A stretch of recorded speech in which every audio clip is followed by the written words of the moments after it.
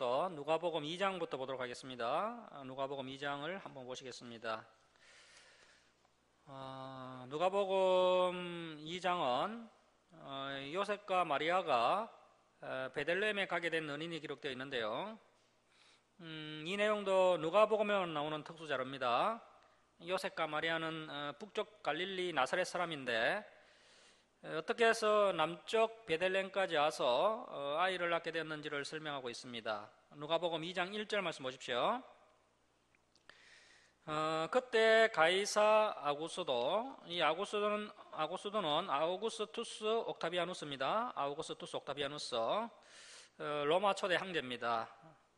이 아우구스투스 옥타비아누스가 호정령을 내리면서 요셉과 마리아의 본이 이 베들레헴에 있었기 때문에 유다 지파니까 이제 베들레헴에 가야 되는 것이죠. 그래서 이제 북쪽 갈릴리에 사는 사람이 이제 호적 등록하러 저 예루살렘 밑에 있는 베들레헴까지 내려왔다가 그때 이제 마리아가 진통이 와서 이 베들레헴에서 아기를 낳으면서 미가의 예언이 성취가 된 것입니다. 만약에 예수님께서 다른 곳에 태어나셨다면 상당히 입장이 곤란해집니다. 그런데 정말 이 미가의 예언대로 베들레헴에서 태어나게 되셨다는 겁니다. 이 베들레헴은 다윗이 태어나고 자란 곳이죠. 요셉과 마리아도 다윗의 후손입니다. 그래서 이러한 배경 가운데 예수님이 베들레헴 말구에서 태어나시게 됩니다. 자, 그 다음에 이제 2장 8절 이하는 누가가 또 살펴보니까요, 동방박사만 와서 경배한 것이 아니고 목자들도 와서 경배했다라는 사실을 알게 됩니다. 이러한 내용들은 이제 요셉과 마리아를 직접 만나봐야 알 수 있는 내용들인데 누가는 가서 다 만나보고 그러한 내용들을 이렇게 보충을 하고 있는 것입니다. 자, 이제 10절 끝에 보십시오. 10절 끝에 보시면 큰 기쁨의 좋은 소식을 너희에게 전하노라. 예수님이야말로 큰 기쁨의 좋은 소식이죠. 그래서 견고한 믿음의 사람들은 정말 모든 것들이 다 사라진다 할지라도 예수님 한 분만으로 기뻐할 수 있는 신앙인이 정말 성숙한 신앙인입니다. 우리가 예수님 한 분만으로 기뻐한다라고 말은 하지만 무화과 나뭇잎이 마르고 포도 열매가 사라지고 애양간의 소들이 다 사라진다면 기뻐할 만한 사람들이 별로 없을 것입니다. 자, 그런데 정말 성숙한 사람들은 예수님 한 분만으로 만족하고 기뻐할 수 있는 사람들이라는 겁니다. 그래서 이 신약 성경에서도 이제 두 가지 큰 기쁨이 있는데요. 첫 번째 큰 기쁨은 예수님 자체가 우리의 큰 기쁨이 된다는 것이고요. 두 번째 큰 기쁨은 새하늘과 새 땅, 천국이 우리의 영원한 기쁨이 된다는 것입니다. 이것을 우리가 붙들어야 되지 다른 것들을 붙들면 결국 그러한 것들은 다 타서 없어질 것들에 불과하다라는 것입니다.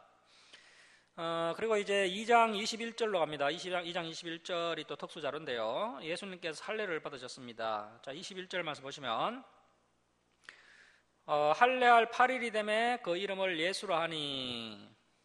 자, 이게 무슨 이야기냐 하면요, 태어난 지 8일째 되었을 때 이제 율법에 의해서 남자아이들은 할례를 받게 되는데요.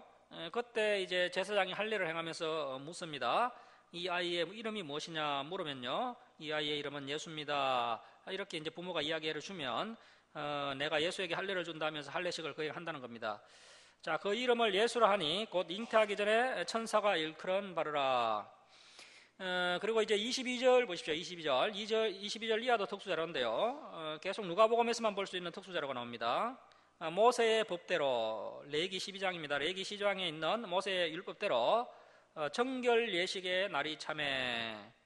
자, 이것이 무슨 이야기냐 하면 남자아이를 낳으면 40일이 지나야 산모의 피가 맑아지고 여자아이를 낳으면 80일이 지나야 산모의 피가 맑아진다는 겁니다.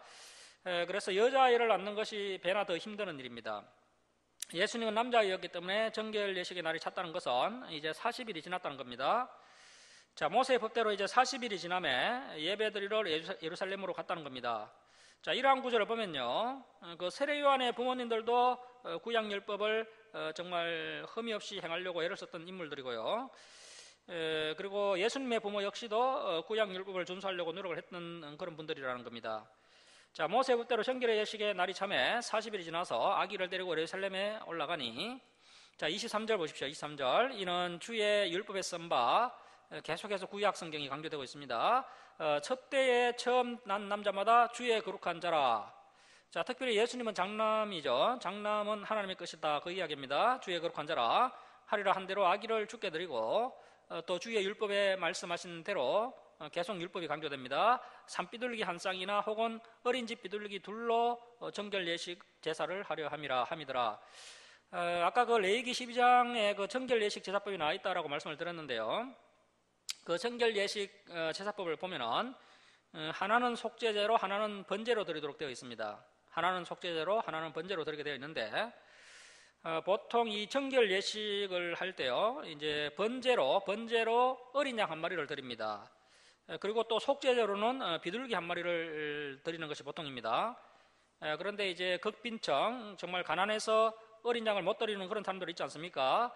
그러한 극빈청들은 비둘기 한 마리로 번제를 드리고 또 비둘기 한 마리로 속죄제를 드릴 수 있도록 했다는 것입니다. 그래서 예수님은 비둘기 두 마리로 드렸다는 겁니다. 뭐 산비둘기나 혹은 어린 집 비둘기 둘로 이제 제사를 하려고 했다는 것이고요. 이 말씀을 보면요, 예수님의 가정 형편을 알 수가 있죠. 예수님의 가정은 서민층이었고 가난한 형편이었다는 것을 알 수 있습니다. 자, 그 다음에 이제 39절 보십시오. 39절. 주의 율법을 따라. 그래서 이제 이 구약 성경 없는 신약 성경은 상상할 수가 없습니다. 주의 율법을 따라 모든 일을 마치고 갈릴리로 돌아가 본 동네 나사렛에 이르니라. 자, 우리가 마태복음을 보면은 예수님이 태어나자마자 헤롯이 죽이려고 해서 바로 예수님이 애굽으로 피신간 것처럼 보이지만요. 그런데 사실은 예수님께서 탄생하시고 애굽으로 피난가기까지 상당한 간격이 있었습니다. 일단 40일이 지나야 되고요. 그리고 또 갈릴리 나사렛으로 올라오셔야 됩니다. 그리고 나서 헤롯이 죽이려고 해서 이집트로 피신을 간 겁니다. 자, 그 다음에 이제 2장 41절 이하가 또 특수 자료인데요. 예수님의 어린 시절이 기록되어 있습니다. 자, 우리 2장 41절, 42절 우리 함께 읽겠습니다. 시작. 그의 부모가 해마다 유월절이 되면 예루살렘으로 가더니 예수께서 12살 되었을 때에 그들이 이 절기의 갈래를 따라 올라갔다가 나사렛에서 예루살렘까지가 137km입니다. 성지순례를 가보시면요, 정말 이 길이 매우 험준한 길이라고 합니다.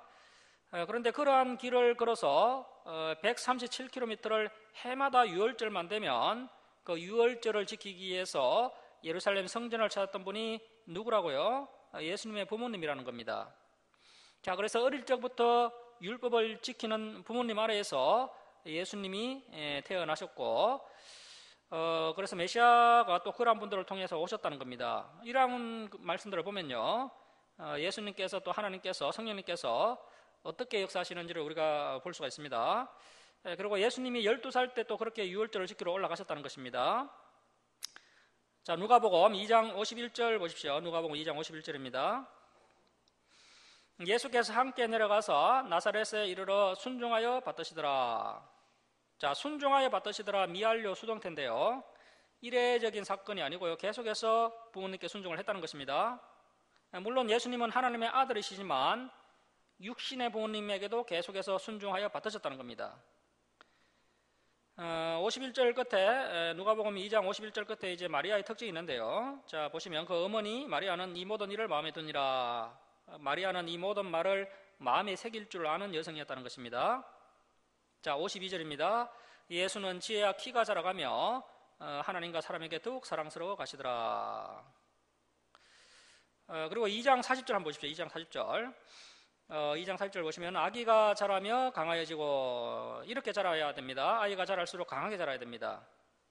하나님께서 쓰실 만한 사람들은요, 어릴 적부터 부모님이 사랑 가운데 이 구약 성경을 기초로 해서 또 신약 성경까지 말씀 가운데 아주 강하게 자라도록 해야 됩니다. 그래야 또 하나님께서 쓰실 만한 사람이 될 수가 있습니다. 조금만 어려워도 포기하고 시험이 닥치면 회피하고 하면은요, 아무것도 안 되는 겁니다.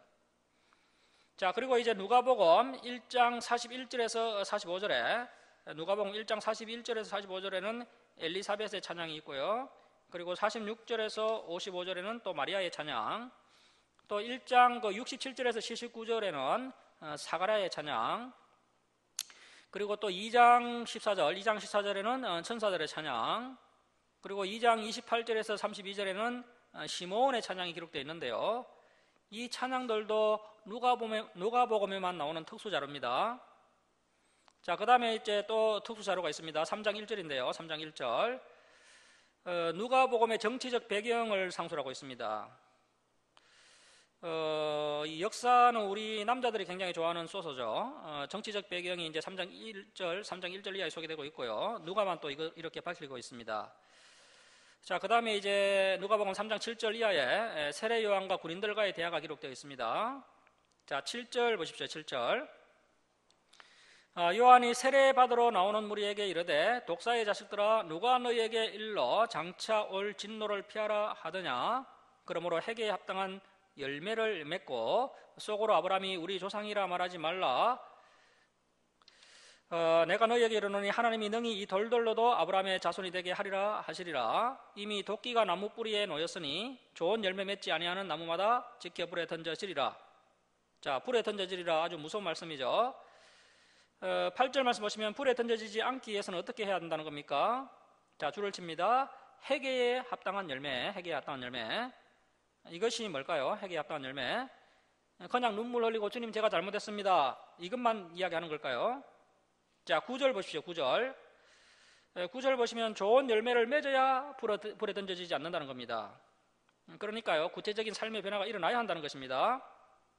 자, 그래서 우리가 조금씩 성화되어야 됩니다. 자, 10절 말씀 보십시오. 10절. 무리가 물어 이르되 그러면 우리가 무엇을 하리까? 우리가 정말 진리를 만나면 이 질문이 나와야 됩니다. 우리가 무엇을 하리까? 우리가 은혜를 받았으면, 진리를 만났으면, 예수님을 만났으면 우리가 무엇을 하리까? 이렇게 물어야 됩니다. 자, 11절 보십시오. 대답하여 이르되 옷 두 벌 있는 자는 옷 없는 자에게 나눠줄 것이요 먹을 것이 있는 자도 그렇게 할 것이니라 하고, 이게 바로 회개에 합당한 열매입니다. 이것이 좋은 열매입니다. 자, 12절 말씀 보시면 세리들도 세례를 받고자 하여 와서 이르되 선생이 우리가 무엇을 하리까 하매 이르되 부과된 것 외에는 거두지 말라. 이것이 회개에 합당한 열매고 좋은 열매입니다. 자, 14절. 군인들도 물어 이르되 우리는 무엇을 하리까 하매 이르되 사람에게서 강탈하지 말며 거짓으로 고발하지 말고 받는 급료를 족한 줄로 알라 하니라. 이것이 회개에 합당한 열매고 좋은 열매입니다. 자, 그래서 우리가 정말 불에 던져지지 않는 인생이 되기 위해서는요, 우리의 삶에 이러한 회개에 합당한 열매, 좋은 열매가 있어야 됩니다. 자, 이제는 내가 무엇을 해야 하나, 이러한 진지한 고민과 함께 우리의 삶 가운데서 이러한 구체적인 좋은 열매들이 계속해서 늘어나야 한다는 것입니다. 그 다음에 이제 16절 보십시오. 16절. 요한이 모든 사람에게 대답하여 이르되 나는 물로 너희에게 세례를 베풀거니와 나보다 능력이 많으시니가 오시나니 나는 그의 신발끈을 풀기도 감당하지 못하겠노라. 자, 줄을 치겠습니다. 그는 성령과 불로 너희에게 세례를 베푸실 것이오. 자, 그러면 세례가 세 종류가 있죠. 첫 번째는 물세례, 일반적인 세례입니다. 물세례. 그리고 두 번째는 성령 세례, 그리고 세 번째는 불세례가 있다는 겁니다. 자, 성령과 불로 너에게 세례를 베푸실 것이다. 물세례와 성령세례와 불세례, 이렇게 세 종류의 세례가 있다는 겁니다. 이 내용은 이제 마태복음 3장 11절 이하에서도 나왔던 내용인데요. 똑같은 말씀이 마태복음 3장 11절 이하에 나옵니다. 자, 물세례는 교회에서 목사님들이 주시는 세례가 물세례고요. 이 성령세례와 불세례가 이제 문제인데, 거기에 대한 설명이 마태복음에도 똑같이 되어 있습니다. 자, 17절 말씀 보십시오. 손에 키를 들고 자기의 타작마당을 정하게 하사, 자, 줄을 치겠습니다. 알고 건모와 곳간에 드리고, 줄을 칩니다. 이것이 바로 성령세례입니다. 알고 건모와 곳간에 드리고, 성령님께서 너는 내 것이다 라고 인을 치시는 것이 성령세례입니다. 너는 알곡이니까 내가 모아서 곳간에 드리겠다. 이 성령님의 인치심, 이것이 성령세례고 구원의 세례입니다. 이렇게 성령님의 인을 칠 때요, 성령님의 인을 칠 때 우리가 이제 중생의 체험을 하게 되는데요. 자, 그런데 이 중생의 체험도 다양합니다. 모태 신앙인들은 거의 체험이 없습니다. 하지만 또 중생을 받게 되는 것이죠. 그리고 또 이렇게 세상에서 오래 살다가 뒤늦게 예수님 믿은 분들은요, 아주 또 강한 체험을 하시는 경우도 있습니다. 그래서 이제 알고 건모와 곳간에 드리는 것, 이것이 성령세례고요. 뒤에 보십시오. 줄을 칩니다. 쭉정이는 꺼지지 않는 불에 태우시리라. 이것이 불세례입니다. 불세례는 구원의 세례가 아니고요. 뭡니까? 심판의 세례입니다. 심판의 세례. 그래서 이제 불세례라는 표현을 찾아보면 또 여기밖에 나오지 않습니다. 여기가 유일한데요. 그래서 이제 마태복음 3장, 누가복음 3장 이 부분에 나와 있는 불세례라는 표현이요, 유일한 표현입니다. 그러면 우리가 뭐 성령 세례라는 표현은 쓸 수가 있죠. 그런데 이 불세례라는 표현은 함부로 쓰면 안 됩니다. 불세례는 이제 심판의 세례라는 뜻입니다. 그래서 이제 물세례, 성령세례, 불세례에 대해서 소개하고 있고요. 그 다음에 이제 3장 23절 이하에 아브라함 이상의 족보를 기록하고 있습니다. 이것도 또 특수자료인데요. 자, 3장 23절 말씀 보십시오. 누가복음 3장 23절입니다. 예수께서 가르치심을 시작하실 때에 30세쯤 되시니라. 사람들이 아는 대로 요셉의 아들이니. 자, 여기에 어떤 뜻이 있는 겁니까? 실상은 예수님은 하나님의 아들이다, 이런 의미가 있는 거죠. 자, 사람들이 아는 대로 요셉의 아들이니 하면서 이제 요셉의 이는 헬리요. 자, 이 헬리가요, 헬리가 요셉의 아버지가 아니고요, 요셉의 장인, 즉 마리아의 아버지입니다. 마리아의 아버지. 이 의사 누가가 생물학적으로 봤을 때요, 이 요셉은 예수님과 피 한 방울 섞이지 않았고 마리아의 몸속에서 예수님께서 나셨기 때문에 여인의 후손으로 오신 예수님을 소개하고 있는 겁니다. 역시 의사다운 접근법이죠. 그래서 요셉의 인은 하면서 요셉의 장인은 요셉의 장인 마리아의 아버지 헬리를 가져온 겁니다. 그러면서 이제 요셉의 족보가 아니라 마리아의 족보가 쭉 진행되게 되는데요. 자, 그래서 마태복음 1장의 족보는요, 마태복음 1장에 나오는 그 족보는 요셉의 족보, 그리고 누가복음 3장의 족보는 마리아의 족보입니다. 자, 그리고 이 마태는요, 아브라함부터 예수님까지 하향식 족보를 기록했는데, 누가는 예수님에서부터 아브라함까지, 심지어 아브라함부터 하나님까지 상향식 족보를 기록하고 있습니다.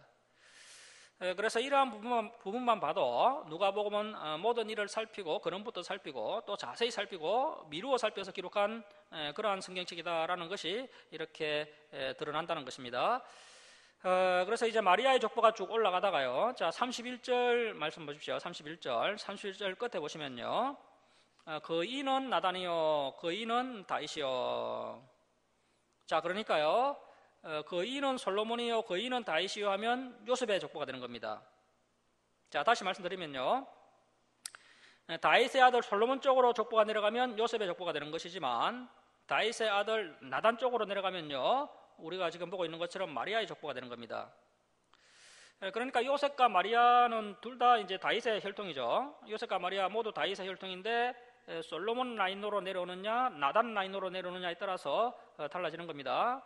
그러니까 두 사람이 먼 친척벌인 겁니다. 부부지만 먼 친척벌이죠. 자, 34절 말씀 보십시오. 이제 계속해서 올라갑니다.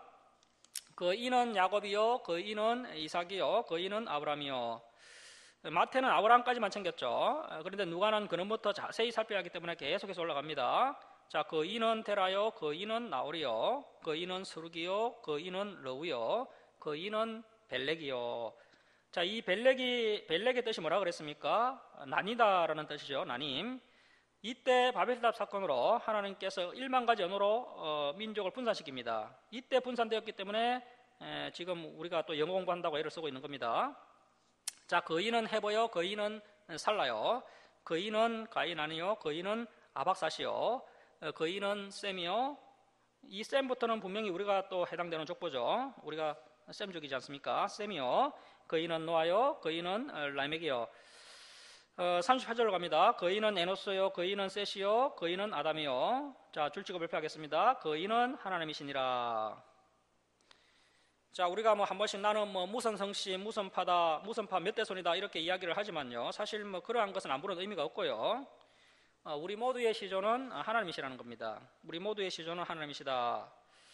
그래서 누가의 성품과 누가복음의 특징을 한눈에 알 수 있는 족보 이야기가 되겠습니다.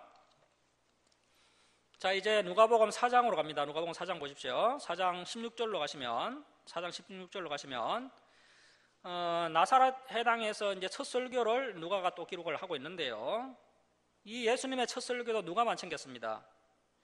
자, 그런데 예수님의 첫 설교 본문이 뭐냐면 이사야서 61장입니다. 굉장히 어려운 본문을 선택하셨습니다. 예수님은 역시 대단한 실력자시죠. 뭐 당연히 뭐 하나님이시니까 대단할 수밖에 없습니다. 자, 예수님의 첫 설교의 제목이 뭐냐 하면 은혜의 해였습니다. 은혜의 해. 자, 그런데 이 설교가요, 세상적인 기준으로 봤을 때는 실패했다는 겁니다. 여러분, 우리는 뭐 그렇게 생각하지 않습니까? 예수님께서, 목사님이 은혜롭게 설교를 해주시고 내가 감동이 되면 저 설교는 정말 좋은 설교다라고 하는데요. 그리고 뭐 아무런 감동도 없고 막 마음에 걸림만 되고 기분이 나쁘면은 저게 무슨 설교야 하면서 인정하지 않지 않습니까? 그것은 잘못되었다는 겁니다. 이것을 우리가 빨리 고쳐야 되는데요. 이제 이 설교 이제 우리가 기준을 빨리 바꿔야 됩니다.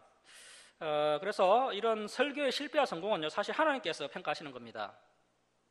내가 뭐 은혜를 받던 뭐 기분이 상하던 그것으로 설교의 성패가 좌우되는 것이 아니고요. 과연 하나님의 말씀을 바르게 전거했느냐, 바르게 전하지 않았느냐, 거기에서 이제 갈리게 되는 것입니다. 자, 4장 28절 말씀 보십시오. 해당에 있는 자들이 이것을 듣고 다 크게 화가 나서, 자, 이것이 예수님 첫 설교의 반응입니다. 29절 보십시오. 일어나 동네 밖으로 쫓아내어 그 동네가 건설된 산 낭떠러지까지 끌고 가서 밀쳐 떨어뜨리고자 하되, 예수께서 이제 능력을 사용하셔서요, 그들 가운데로 지나서 가시니라. 자, 예수님께서 자신을 위해서 유일하게 능력을 사용하신 경우입니다. 아직 사역이 많이 남으셨기 때문에 이때 뭐 돌아가시면 안 되기 때문에 이렇게 능력을 사용해서 이 기에서 탈출하시는데요. 자, 그리고 이제 6장 12절 보십시오. 6장 12절. 이때 예수께서 6장 12절입니다. 이때 예수께서 기도하시러 산으로 가서 줄을 치겠습니다. 6장 12절 줄을 칩니다. 밤이 새도록 하나님께 기도하시고, 밝음에 그 제자들을 부르사 그 중에서 자 줄을 치겠습니다. 12를 택하여 사도라 칭하셨으니. 자, 예수님께서 밤이 새도록 기도를 하셨는데 무엇을 위해 기도하신 겁니까? 사람을 세우는 일을 놓고 밤을 새도록 기도하셨다는 겁니다. 예수님께서는 어지간하시면 뭐 길게 기도하지 않습니다. 주기도문이 기도의 보편적인 진리죠. 그 보편적인 기도는 어떻습니까? 길게 하는 것이 아닙니다. 보편적인 기도는 짧게 하는 것입니다. 그런데 또 특수한 경우는 이렇게 길게 할 수 있다는 것입니다. 그 특수한 경우가요, 직분자를 세울 때, 교회의 일꾼을 세울 때 정말 기도를 많이 해야 됩니다. 그만큼 사람을 세우는 일이 아주 신중하고 중요한 일이라는 겁니다. 오늘날 사람을 잘못 세워서 교회가 매우 어렵게 되는 경우가 많습니다. 심지어 예수님이 담임 목사로 와도요, 바울이 담임 목사로 와도 그 교회가 변화되지 않을 정도로 심각한 교회가 많습니다. 그래서 이제 일꾼이 없으면 안 세워야 하는데요. 이번에는 교회가 주차장을 확보해야 한다. 그래서 항준직을 세우겠다. 이번에는 담임 목사님 자가용을 바꾸고 싶은데 장로님을 세우겠습니다 하면서요. 장로님을 세워서 또 이제 장로님이 감사하다고 담임 목사님 자가용을 사주는 겁니다. 그렇게 해서 세워진 사람들이 과연 장로 역할을 잘 해내겠습니까? 자, 이제 7장 11절로 갑니다. 7장 11절은 특수자료입니다. 나인성 가부의 아들을 살리시는 이야기입니다. 잘 아시는 내용이니까 통과하고요. 자, 이제 8장 2절로 갑니다. 8장 2절. 8장 2절과 3절을 보시면 많은 여인들의 이름을 밝히고 있는데요. 이것도 이제 누가복음의 특징입니다. 여인들의 이름을 밝히고 있습니다. 그리고 누가복음 23장 10절에도 보면 여인들의 이름이 여러 명 나오죠. 당시로서는 이것이 또 굉장한 내용이 되겠습니다. 자, 그 다음에 이제 9장 3절로 가시면요. 9장 3절로 가시면 이제 전도 여행이 나오는데요. 여행 중에 최고 여행은 전도 여행입니다. 성경책을 들고 떠나는 전도 여행입니다. 자, 9장 3절 보십시오. 이러시되 전도 여행을 위하여 아무것도 가지지 말라. 지팡이나 배낭이나 양식이나 돈이나 두벌 옷을 가지지 말며. 우리가 그 테레사 수녀의 신학은 별로 본받을 것이 없습니다. 하지만 그분에게 배울 것이 한 가지가 있는데요. 이 테레사 수녀가 선교를 할 때 그 소지품이요, 속옷 2벌, 또 겉옷 2벌, 성경, 찬송가, 만년필, 칫솔이 전부였다는 겁니다. 그래서 오전에 발령나면 오후에 바로 떠나는 분이 이 테레사 수녀였다는 겁니다. 그래서 이제 그분이 88세까지 정정하게 선교를 감당해냅니다. 자, 그래서 이 3절의 분명한 교훈 한 가지는요, 전도를 위해서는 영과 육이 가벼울 필요가 있다는 것입니다. 그래서 하나님께서 떠나라고 하시면 떠날 수 있는 전도자가 되어야 한다는 것입니다. 지금은 비행기가 있고 교통수단이 발달되어 있기 때문에 뭐 조금 환경이 다르긴 하지만 그래도 이 늘 영과 육이 가벼울 필요가 있습니다. 자, 그리고 이제 4절도 재밌는 구절인데요. 4절 보시면 어느 집에 들어가든지 거기서 머물다가 거기서 떠나라. 자, 마가복음 6장 10절에도 똑같은 이야기가 나옵니다. 이게 무슨 이야기냐 하면요. 제가 예를 들어서 한번 설명을 드리겠습니다. 제가 이제 중국 티베트 자치구에 성경을 가르치러 갔는데요. 이런 지역은 정말 우리나라 3, 40년 전처럼 정말 많이 이제 낙후된 지역이죠. 그래서 이렇게 성경을 가르치러 가면 이런 지역은 막 순수한 영혼들이 막 몰려와서요. 야, 한국에 장로교 목사님이 오셨다, 성경을 가르치신다 하면서 굉장히 사모하면서 정말 우러러보면서 말씀을 배우려고 합니다. 그때 이제 성경을 쫙 펴서 창세기부터 요한계시록까지 한 일주일이나 10일 정도 이렇게 성경을 쭉 가르칠 때요. 그곳에 있는 주민 한 사람이 목사님 성경 강좌하실 동안은 우리 집에서 좀 머물렀으면 좋겠습니다 하면서 방을 제공하는 사람이 있습니다. 그렇게 이제 방을 제공하면요. 그 성경 집회를 마칠 때까지는 그 사람 집에 계속 머물다가 떠나라는 것입니다. 대개 이런 지역은 낙후된 지역이기 때문에 환경이 아주 열악하죠. 이 복음은 항상 이렇게 흘러가는 것입니다. 발달된 문화를 가진 지역에서 덜 세속화된 지역으로 복음이 흘러가는 것이 항상 을립니다. 그러니까 이제 뭐 이런 성경 강좌, 이런 전도, 선교를 하는 지역은 대체적으로 이제 낙후된 지역이 대부분입니다. 자, 그런데 우리나라는 어떻습니까? 개인의 삶의 질이 굉장히 높은 나라죠. 그래서 이제 우리 개개인의 삶의 질이 높고요, 많은 것을 누리고 있고요. 또 우리 민족의 성품이 굉장히 또 세밀합니다. 그래서 이제 이렇게 잘 누리다가 이제 후진국에 가서 이렇게 지내다 보면요, 굉장한 불편함을 느끼게 되고 또 상대적으로 또 선입견도 많이 가지게 됩니다. 그럴 때 이제 또 다른 사람이 아이고 목사님 그런 누추한 곳에서 어떻게 지내십니까? 우리 집이 더 깨끗하니까 우리 집으로 그만 옮기십시오. 이렇게 또 제안하는 사람이 있을 수 있다는 겁니다. 그때요, 절대 옮기면 안 된다는 겁니다.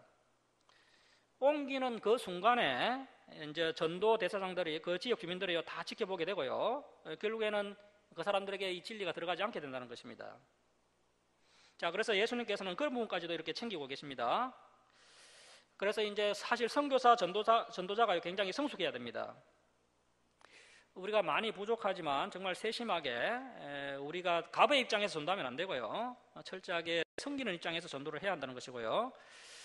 그래서 정말 한 사람이라도 더 구원하기 위해서 내가 어떻게 행동해야 할 것인지를 참 이렇게 진지하게 고민하는 그런 고민들이 있어야 됩니다.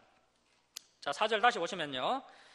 어느 집에 들어가든지 집회 끝날 때까지 거기서 머물다가 거기서 떠나라. 누구든지 너희를 영접하지 아니하거든 그 성에서 떠날 때 너희 발에서 먼지를 떨어버려 그들에게 증거를 삼으라 하시니. 우리 한국 선교사님들 중에서 물론 뭐 훌륭한 선교사님들이 많이 계십니다. 그런데 또 많은 상당수 선교사님들이요 이렇게 이제 삶적인 부분에서 성숙하지 못해서 전도 대상자들에게 상처를 입히는 그런 선교사님들이 꽤 있습니다. 뭐 오히려 전도를 하는 것이 아니고요, 하나님의 욕을 먹이고 예수님의 욕을 먹이는 선교사님들이 굉장히 많습니다. 우리가 봤을 때는 뭐 그곳에서 선교를 잘하고 계시겠지 이렇게 생각하지만 선교 보고만 그럴듯하게 할 뿐이지요. 그곳에서 삶을 보면 굉장히 누리면서 마치 그 현지인들을 종처럼 생각하고 또 자신들은 높은 위치에 있는 사람인 것처럼 그렇게 사역하는 분들이 굉장히 많습니다. 그렇게 되면 사실은 이미 전도가 안 되는 겁니다. 자, 그리고 이제 9장 57절로 갑니다. 9장 57절부터 62절까지 9장 57절부터 62절까지 특수자료는 아니지만 중요한 부분인데요. 제자됨의 조건입니다. 자, 그 제자됨의 조건의 결론이 뭐냐면, 자, 62절 보십시오. 62절, 9장 62절. 예수께서 이르시되 손에 쟁기를 잡고, 그러니까 우리에게 하신 말씀입니다. 이제 저와 여러분은 쟁기를 잡았습니다. 진리라는 쟁기를 잡았습니다. 자, 이제 우리가 해야 할 일이 무엇인지를 깨달았습니다. 목사로서 성도로서 부름을 받고 해야 할 일이 무엇인지를 알았습니다.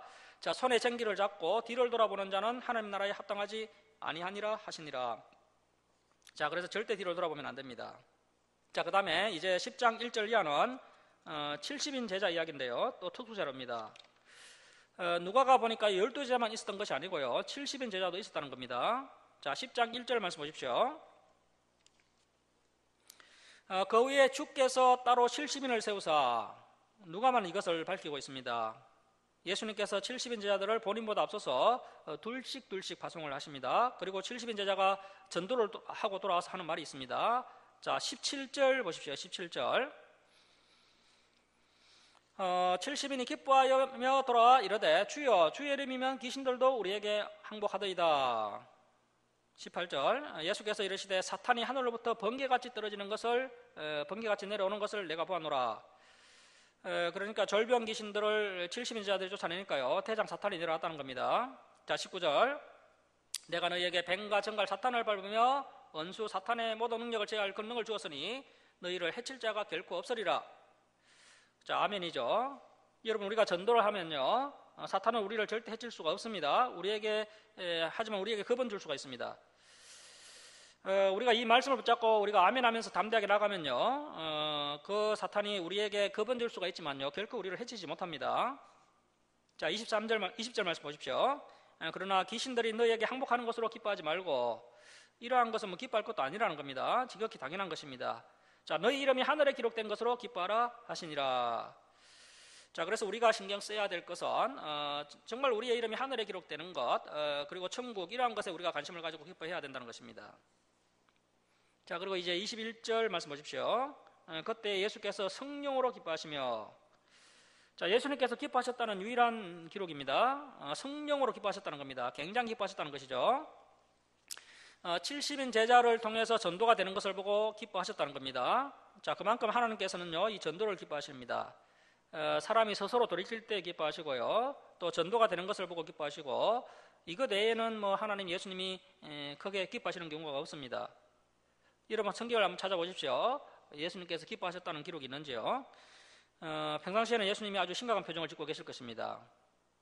세상 역사가 그리고 교회가 하나님의 백성들이 하나님의 뜻대로 잘 하고 있으면 웃으실 수가 있죠. 그런데 잘 안 하고 있는데 어떻게 웃을 수 있겠습니까? 지금 아마도 예수님은요 우리 한국교회나 세계교회를 바라보시면서 많은 눈물을 흘리고 계실 것입니다. 자 그리고 이제 21절 말씀 보십시오.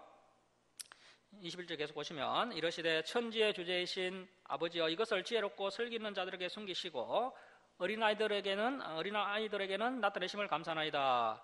정말 그렇습니다. 진리는 어린아이들과 같은 마음을 가진 사람들에게 나타내시는 겁니다. 자 이제 10장 25절 보시면 선한 사마리아인 이야기인데요. 선한 사마리아인 인종적 혼혈로 멸시받는 사람이 이 사마리아인들입니다. 자 25절 보십시오. 어떤 율법 교사가 일어나 예수를 시험하여 이르되 선생님 내가 무엇을 하여야 영생을 얻으리까? 그래서 이제 영생의 길을 우리가 지금도 달려가고 있는데요. 자 25절 예수께서 이르시되 율법에 무엇이라 기록되었으며 내가 어떻게 읽느냐? 그래서 어떻게 이해하고 있느냐? 예수님께서 이제 구약 성경에 대해서 말씀하십니다. 그런데 이 율법 교사가 제대로 공부를 했습니다. 자 27절 보십시오. 대답하여 이르되 내 마음을 다하며 목숨을 다하며 힘을 다하며 뜻을 다하여 주 너희 하나님을 사랑하고 또한 내 이웃을 내 자신과 같이 사랑하라 하였나이다. 자 신명기 6장 5절 말씀과 레위기 19장 18절 말씀 이 율법의 두 가지 기둥을 딱 제시하면서 이 100점짜리 대답을 율법 교사가 이야기합니다. 그래서 예수님께서 칭찬하십니다. 자 28절 예수께서 이르시되 내 대답이 옳도다. 자 여러분 지금 어떤 문제입니까? 영생에 관한 문제인데요. 이 두 가지 기둥이 옳다는 겁니다. 자 그래서 여러분 우리가 영생을 얻는 데 있어서요 반드시 사랑이라는 것이 있어야 합니다. 아주 중요합니다. 그런데 이것을 단지 이해하는 것으로 끝내면 안 됩니다. 자 줄칙을 발표하겠습니다. 이를 행하라 그러면 살리라. 이를 행하라 그러면 영생하리라. 그리고 이제 사랑을 행하는 예를 들기 위해서 이제 사마리아인의 이야기를 해주십니다. 자 30절 말씀 보십시오. 예수께서 대답하여 이르시되 어떤 사람이 예루살렘에서 여리고로 내려가다가 자 이 예루살렘에서 여리고로 내려가는 길은요 굉장히 척박하고 메마른 땅입니다. 우기 때는 여기가 물이 흐르기 때문에요 이 길을 이용하지 못하고 이제 건기가 되면은 물이 흘러갔던 이 길을 이제 이스라엘 백성들이 길로 이용하는데요. 그 예루살렘에서 여리고까지 가는 길은 굉장히 험준한 길입니다. 자 그런데 이 길을 어떤 사람이 내려가다가 그만 강도를 만나서 거의 죽게 됩니다. 자 31절 보십시오. 마침 한 제사장이 그 길로 내려가다가 자 지금 우리가 그 길을 내려간다고 한번 생각해 보십시오. 햇볕은 강렬하게 내려쪼이고요 길은 험하고 정말 내 몸조차 가누기 어려운 그런 상황입니다. 뭐 우리나라처럼 뭐 그늘이 드리우고 봄바람이 부는 그런 길이 아닙니다. 자기 몸조차 지탱하기 어려운 그런 험준한 길인데요. 자 그 제사장이요 그를 보고 피하여 지나가고 자 32절 보십시오. 레인도 그를 피하고 지나갔다는 겁니다. 자, 33절 보십시오. 어떤 사마리아 사람은 여행하는 중 거기 이르러 그를 보고 줄을 칩니다. 불쌍히 여겨. 여러분, 지금 자기 몸도 지탱하기 어려운데 주막까지 이 사람을 데리고 올라갔다는 겁니다. 이 주막은 또 어디에 있을까요? 아까 말씀드렸던 것처럼요, 이 길은 물이 흘렀던 상당히 낮은 곳에 있고요, 주막은 저 언덕배기에 있습니다. 그 사람을 또 언덕까지 데리고 가는 것은 굉장히 어려운 일이죠. 자, 34절 말씀 보십시오. 가까이 가서 기름과 포도주를 그 상체에 붓고 싸매고 자기 짐승에 태워 주막으로 데리고 가서 돌봐 주니라. 그 이튿날 그가 주막 주인에게 데나리온 2를 내어주며 이르되 이 사람을 돌봐 주라. 비용이 더 들면 내가 돌아올 때 갚으리라. 자, 이렇게 선을 베푸는 사마리아인의 모습이 나와 있습니다. 자, 36절 보십시오. 율법교사 네 생각에는 이 세 사람 중에 누가 강도 만난 자의 이웃이 되겠느냐? 이르되 자비를 베푼 자니이다. 자, 그래서 이 말씀을 통해서 우리에게 계속해서 주시는 말씀이 뭡니까? 자비를 베풀고 불쌍히 여기는 그런 자비로운 성도가 되어야 한다는 겁니다. 자비를 베푼 자니이다. 예수께서 이르시되, 자, 줄을 치겠습니다. 가서 너도 이와 같이 하라. 이를 행하라. 그러면 살리라. 가서 너도 이와 같이 하라. 이게 뭐라는 겁니까? 이것이 영생을 얻는 길이라는 겁니다. 이것이. 그래서 이 믿음과 행함과의 관계 아주 중요하고요. 이것이 또 굉장히 어려운 부분입니다. 믿음과 행함. 그래서 이제 참 믿음이 뭐라는 겁니까? 행하는 믿음이라는 거죠. 그리고 이제 10장 38절 이하는요. 10장 38절 이하는 이제 말씀을 듣고 있는 마리아를 소개하고 있는데요. 또 특수 자료입니다. 이것도 뭐 누가가 아니었으면 우리가 모를 뻔했습니다. 자, 38절 말씀 보십시오. 10장 38절.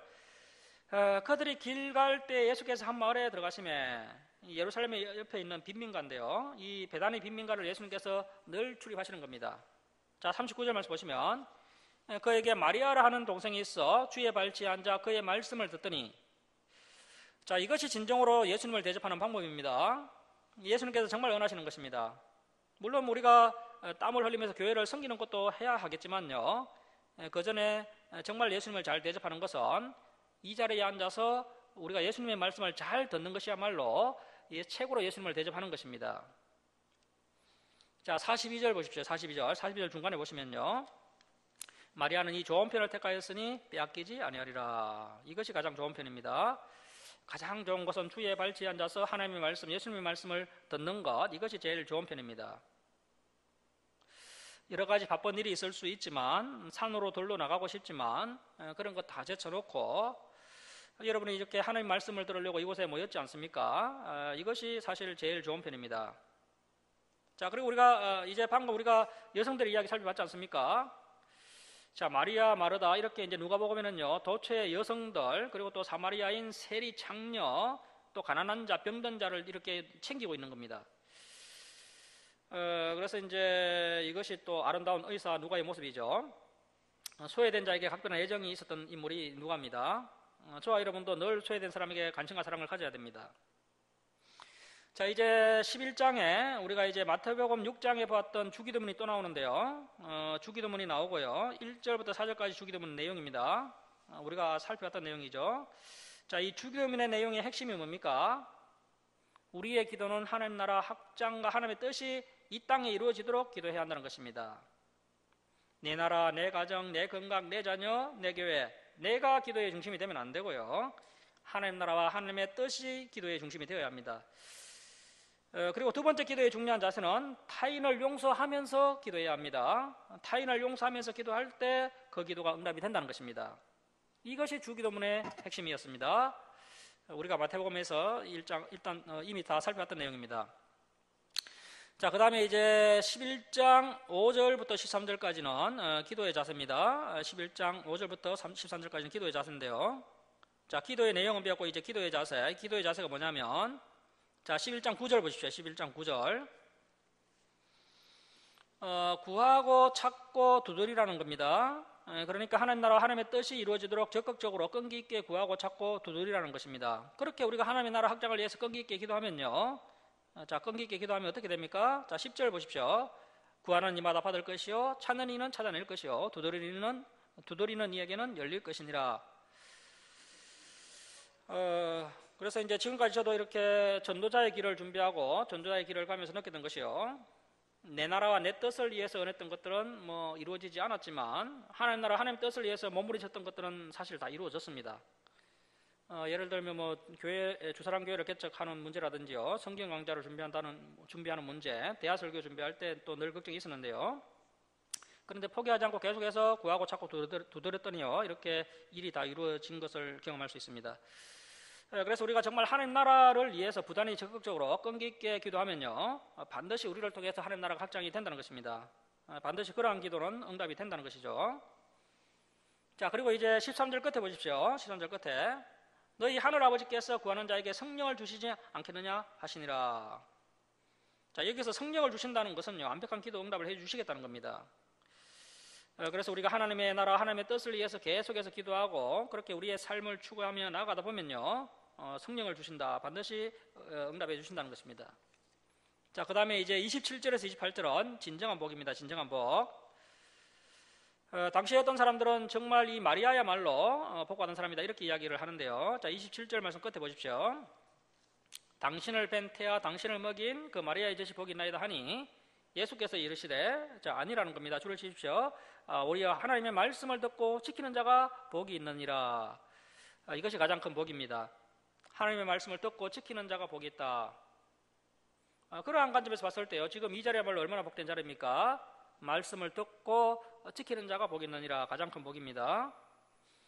자, 그 다음에 이제 29절 보시면 무리가 모였을 때 예수께서 말씀하시되 이 세대는 악한 세대라 표적을 구하되 요나의 표적밖에는 보일 표적이 없나니.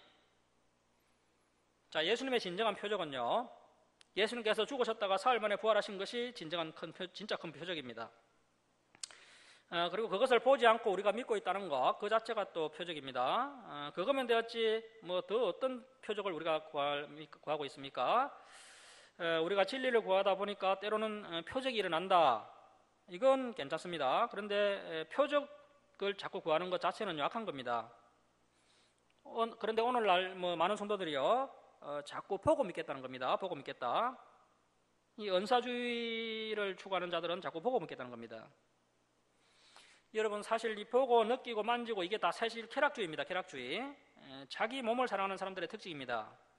이 표적을 구하는 사람들, 여러분 주의 한번 보십시오. 이적과 표적을 추구하는 목회를 하다가요, 스캔들 터진 분들이 굉장히 많습니다. 미국의 그 신사도 운동하는 목사들 보면요, 거의 대부분이 성적 스캔들을 일으킨 사람들입니다. 은사주의에 빠진 사람들, 신사도 운동한 사람들이 대개 성적으로 타락한 사람들이 아주 많습니다. 그래서 여러분, 악하고 음란한 세대가 표적을 구한다고 말하는 것이죠. 절대 표적을 구하면 안 됩니다. 뭐 보고 믿겠다, 느끼고 믿겠다, 만지고 믿겠다, 굉장히 위험한 신앙입니다. 자, 이제 12장 4절로 가면요, 12장 4절로 가면 이 부분은 또 특수 자료는 아닙니다. 자, 12장 4절 보십시오. 내가 내 친구 너희에게 말하노니 몸을 죽이고 그 후에는 능히 더 못하는 자신들을 두려워하지 말라. 자, 우리가 살다 보면 때로는 두려워할 때가 있는데요, 사실은 우리가 두려워할 필요가 없습니다. 우리가 두려워해야 할 분은 한 분밖에 없습니다. 자, 5절 말씀 보십시오. 마땅히 두려워할 자를 내가 너희에게 보이리니 곧 몸을 죽인 후에 또한 지옥에 던져 넣는 권세 있는 그를 하나님을 두려워하라. 내가 참으로 강조법이죠. 예수님께서 강조하십니다. 너에게 이르노니 그를 하나님을 두려워하라. 자, 여러분, 그래서 우리가 하나님을 두려워해야 됩니다. 하나님을 만만하게 보면 안 됩니다. 하나님을 무서워할 줄 알고 하나님을 두려워하실 분으로 이해하는 것이 바른 신앙의 기본 자세입니다. 자, 이것이 예수님께서 언제 하신 이야기냐 하면요, 예수님을 죽이려고 압박해오는 유대 지도자들의 압박을 의식하고 하신 말씀입니다. 유대 지도자들이 압박해 오지만 그들은 두려워할 존재가 아니다, 하나님만 두려워하라는 겁니다. 자, 그 다음에 이제 15절 말씀 보십시오. 15절. 그들에게 이르시되 상과 모든 탐심을 물리치라. 자, 예수님께서 우리의 욕심을 좀 인정해 주셨으면 좋겠는데 더 가지려고 하는 모든 탐심을 물리치라는 겁니다. 왜냐하면 사람의 생명이 그 소유에 넉넉한 데에 있지 아니하기 때문이다. 그래서 돈을 사랑하지 말고 있는 바를 족한 줄로 알라는 것입니다. 자, 33절 말씀 보십시오. 33절. 너희 소유를 팔아 구제하여 낡아지지 아니하는 천국 배낭을 만들라. 그래서 우리가 이제 천국 갈 때 배낭을 하나씩 짊어지고 가는 모양인데요, 그런데 그 배낭이 뭐냐 하면요, 구제라는 배낭입니다. 구제라는 배낭. 그래서 물질을 잘 사용하는 두 가지 방법이 있는데요, 선교와 전도를 위해서 사용해야 됩니다. 그리고 또 구제를 위해서 이 물질을 사용하는 것이야말로 천국 배낭을 잘 준비하는 것입니다. 자, 47절 말씀 보십시오. 주인의 뜻을 알고도 준비하지 아니하고 그의 뜻대로 행하지 아니한 종은 많이 맞을 것이요 알지 못하고 맞을 일을 행한 종은 적게 맞으리라. 자, 맞는 것도 많이 맞는 사람이 있고 적게 맞는 사람이 있는데요, 알고 행하지 아니하면 많이 맞게 될 것이다. 그래서 이 목사들은요, 사실 뭐 아니면 돕니다. 정말 천국의 그 영광스러운 곳에 가든지 아니면 지옥 중에서도 가장 깊은 곳에 가든지 그곳에서 가장 많이 맞든지, 그래서 성경은 또 많이 선생되지 말라고 하셨습니다. 자, 그 다음에 이제 51절 말씀 보십시오. 내가 세상에 합병을 주려고 온 줄로 아느냐? 내가 너에게 이르노니 아니라. 자, 줄을 칩니다. 도리어 분쟁하게 하려 함이로다. 여러분, 우리가 지금 쭉 성경을 살펴보고 있는데요, 우리가 진리를 가지고 있으면 다른 사람과 분쟁이 생기게 됩니다. 우리가 진리를 제대로 가지고 있지 못한 사람들과 성경 이야기를 하면요, 반드시 분쟁이 생기게 됩니다. 그래서 우리가 정말 지혜롭게 이야기를 해야 됩니다. 자, 52절 말씀 보십시오. 이후부터 한 집에 5사람이 있어 분쟁하되 셋이 둘과 둘이 셋과 하리니 아버지가 아들과 아들이 아버지야, 어머니가 딸과 딸이 어머니야, 시어머니가 며느리야, 며느리가 시어머니야 분쟁하리라 하시니라. 그래서 진리로 인한 분쟁은 없을 수 없다는 것입니다. 자, 그래서 생명의 문 자체가 좁고 협착한 문입니다. 나는 분명히 성경 말씀대로 예수님의 설교대로 전했을 뿐인데 분쟁이 일어난다는 겁니다. 자, 그리고 이제 13장 1절로 갑니다. 13장 1절 역시 특수자료입니다. 빌라도가 제물에 피를 섞는 일을 기록하고 있습니다. 빌라도가 제물에 피를 섞은 일을 다루고 있는데요, 13장 1절을 통과하고 이제 13장 6절로 갑니다. 6절도 특수자료인데요, 포도원에 심겨진 무화과 나무입니다. 자, 이제 9절 보시죠. 9절. 이후에 만일 열매가 열면 좋거니와 그렇지 않으면 찍어버리소서. 이런 말씀들이 성경에 굉장히 많이 나옵니다. 열매가 없으면 하나님께서 찍어버리신다는 겁니다. 자, 이제 22절로 가시면 이것은 특수자료가 아닙니다. 우리 13장 22절부터 23절까지 22절 23절 우리 함께 읽겠습니다. 시작. 예수께서 각성 각 마을로 다니사 가르치시며 예루살렘으로 여행하시더니 어떤 사람이 여짜오되 주여 구원을 받는 자가 적으니까 그들에게 이르시되. 자, 지금 저와 여러분이 예수님의 말씀을 살펴보고 있습니다. 예수님의 말씀을 살펴보면요, 우리가 그동안 가지고 있던 그런 생각들, 말씀을 알고 있던 부분들과 충돌하는 부분이 많이 있죠. 그런데 이것이 또 예수님의 말씀이 잘못된 것이 아니고요, 오늘날 우리 교회가 잘못 가르치고 있는 겁니다. 지금 교회들이 에스더미터 신앙고백이라든지 데네마 교리문답이라든지 이러한 정통 교리로부터 교회가 많이 이탈해 있는 겁니다. 우리가 이런 교리만 제대로 공부해봐도요, 우리의 구원이 절대 간단하지가 않습니다. 자, 칼빈만 해도 어떻게 이야기하고 있습니까? 칼빈은요, 중생과 성화의 출발점이 같다라고 이야기합니다. 구원받은 출발점이나 성화의 출발점이 같다는 것입니다. 자, 그렇다면요, 구원받은 사람이라면요, 반드시 성화로 나가게 되어 있다는 겁니다. 자, 그렇다면 그 사람의 삶에 전혀 성화가 일어나지 않는다는 것은요, 구원의 출발점이 잘못된 겁니다. 아니면 아예 구원이 처음부터 없었던지.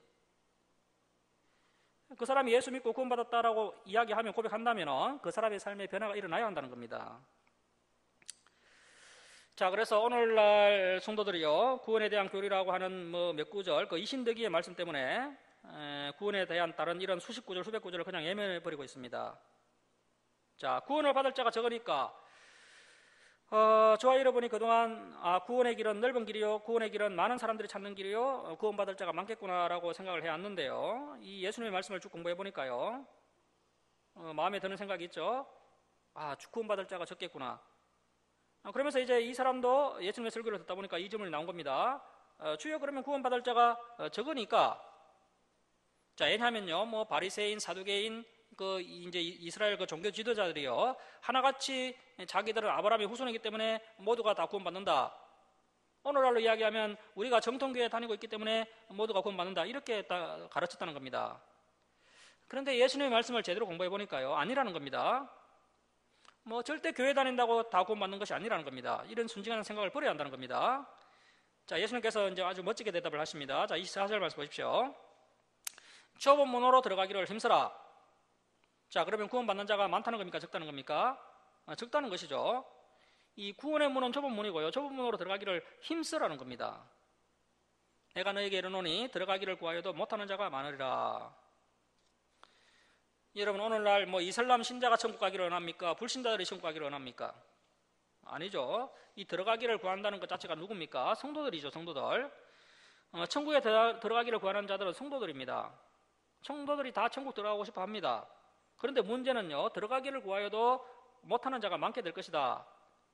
나중에 보면 정말 그럴 겁니다. 하나님의 백보자 심판 앞에 섰을 때요, 수많은 사람들이 그게 아니네 하면서요, 간절히 들어가고 싶었던 천국에 들어가지 못하는 자가 허다하게 많게 될 것입니다. 자, 25절 말씀 보십시오. 집주인이 일어나 문을 한번 닫은 후에, 자, 여러분, 이 구원도요, 기회가 있는 겁니다. 한번 닫혀버리면 절대 못 들어갑니다.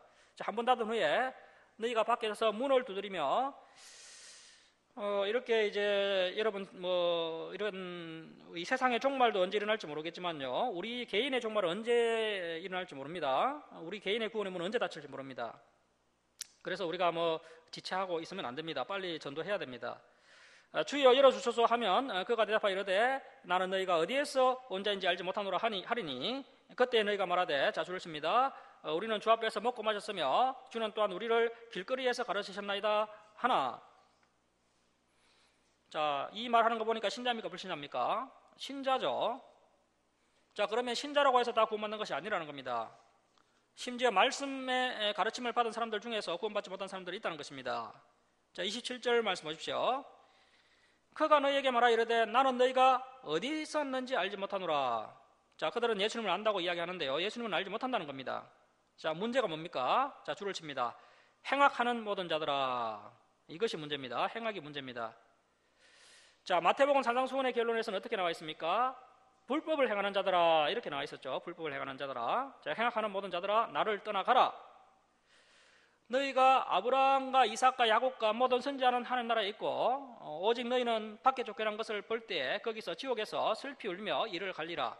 사람들이 동서남북으로부터 와서 하늘 나라 잔치에 참여하리니, 그래서 천국에 들어가게 되리니, 보라, 나중된 자로서 먼저 될 자가 있고 먼저 된 자로서 나중될 자도 있느니라 하시더라. 오늘날 예수님을 믿는다고 말하는 사람들 중에서요, 그래서 자기는 구원을 얻었다라고 믿고 있지만 그들의 삶 가운데 변화, 성장, 성숙, 성화의 모습이 전혀 없는 사람들이 있습니다. 전혀 열매를 맺지 못하는 성도들이 있습니다. 예수님을 믿는 성도라고 말은 하지만 여전히 불법을 행하고 악을 행하여서 하나님의 영광을 오히려 가리는 사람들이 있는데요, 그런 사람들은 마지막 시험 때에 구원을 얻지 못하고 오히려 심판을 받게 될 것이라는 아주 두려운 말씀을 주님께서 말씀하고 계십니다. 자, 오늘은 여기까지 하고 이제 14장부터는 다음 주에 살펴보겠습니다. 기도하겠습니다.